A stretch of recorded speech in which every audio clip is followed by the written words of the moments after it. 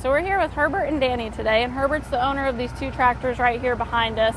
He bought them on an auction a couple years ago, and they definitely look a lot different than they did then. But can you kind of give us a rundown on what was done to these tractors? Yeah, I was always curious in the last 10 years what IH was developing before the merger with Case took place. And I heard a rumor that some tractors are already at the University of Wisconsin in River Falls, and I tried to contact the people there, and they responded and told me the tractors are there. And some years nothing happened, and then suddenly there was the auction at Orman, and I was lucky to get them 5 years ago, and I didn't think about to get them. And so I was surprised when I won the auction, and I'm from Austria, and I didn't know how to bring them. I sat down in Austria at home, and I had two tractors in Illinois, and so I called my friend Danny Anderson from Pine Island, Minnesota. I know him very long, and I know he's in the tractor restoration business, and I was out of this business, but he told me these two tractors he will do for me, and so he helped me to get the tractors from Nokomis to Pine Island, Minnesota, and the last years he did the restoring. And after this Half Century of Progress show, we will put them in the container and bring them to Austria, because these are unique tractors and they would have been released in the fall of 1985. And many people in Austria and in Europe are interested in these tractors, and I look forward to get them to my home. I bet. That's very exciting. Okay, Danny, can you tell us what all you did when you got these tractors? Well, we got them here, and then Herbert flew over here from Austria. Okay. And we went over all the stuff that needed to be done to them. And then Herbert shipped over parts from Austria to me, because there's a lot of parts on these that we can't get here in the United States. So he shipped stuff over for me. Don't really have any books for wiring or anything, but we were able to manage to get all the wiring stuff straightened out. And the 485 was the nicest one of the two. That one over there needed a lot more stuff done in the cab that was missing. But yeah, other than the full service, all the oils, all the fluids, antifreeze, everything, all the filters, we went through them all, put lights on, fixed lights, did the cab interiors in them, dynoed them, run them, and then they went in for paint. And then I had a lady right by us, TS Signs out of Mazeppa, Minnesota. She did these decals for us. Okay. Because we can't buy them. So the 885 had original decals on it yet. This one had no decals. So we took masking paper and taped them on the side, and I used a pencil, and I drew them out, and then I give her a decal for a 50 Series International, and had the same color, the bright silver and with the metallic in it. And then she made these decals for us and come over and put them on. So they're actually probably better decals than what came on it brand new. These hoods were built in Fort Wayne, Indiana, because they did them at the truck division. They were first made out of wood. Then they made them out of clay, and then they did the fiberglass. So there are actually wood boards in behind these panels that got fiberglass over them. It's pretty neat. That is pretty cool. neat the way they got them. I mean, it was a lot of work to make them look like this. I bet. Yeah, they turned out really nice. They did, yes. I would imagine so. Yeah, so it was an honor to do these things for them, and it'd be fun to see them get in the container and get shipped to Baltimore, and then they'll go over to Herbert in Austria. Okay. So, yeah. Okay. I try also to discover all the history of these tractors, and every year I'm in the US. I do some research at the McCormick Archives in Madison, Wisconsin, and there are thousands of boxes from McCormick, International Harvester, and so on. And last year and this year I was lucky to find some history about these tractors.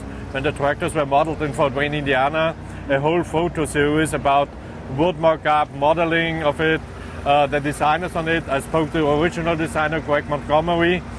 He was supposed to go here to sign the tractors, but he's now, the hot weather dismissed it that he can come here.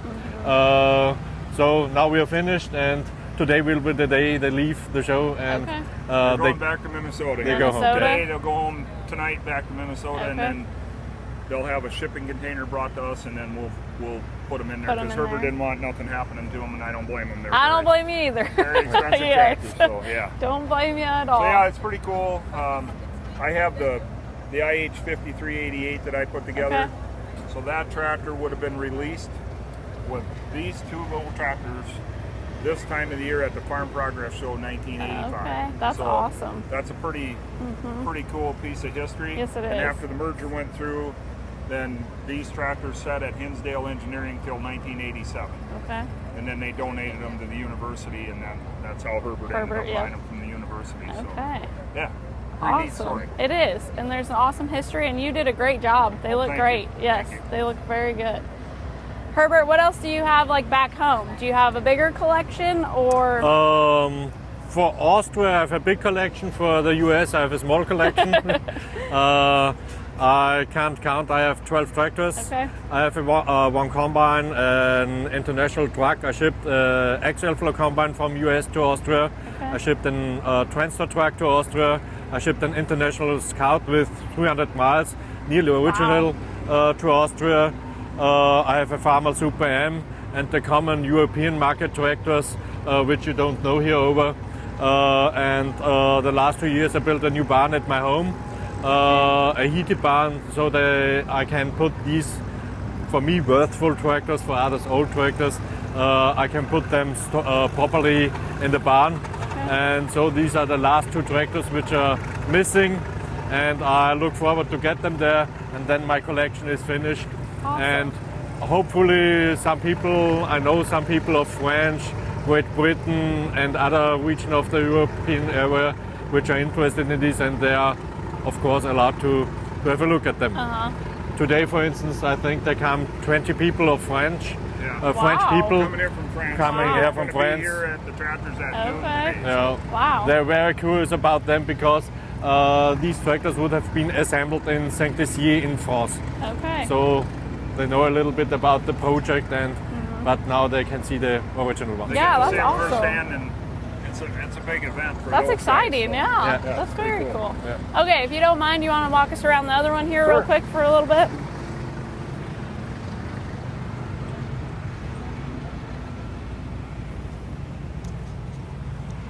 So this tractor, this one's 85 horsepower, and that one is 45. 45, I believe, is what we dynoed them. I forget the Okay. exact, but they had what they're rated Yeah. at. That one has a 3-cylinder German diesel engine in it, Okay. IH built. This one has a 4-cylinder German diesel engine in it with a turbo on it. Oh, So, okay. Okay. In the United States, we never had any of the German diesel engines had turbos on them. Yeah. They were all naturally aspirated. So this is the first one I've ever seen, and I've worked at IH and Case IH for 17 and a half years. And Okay. I started at IH in the fall of 1980 and been doing this stuff my whole life. So Yeah. first one I've ever seen with a turbo on it. But Okay. yeah, very neat.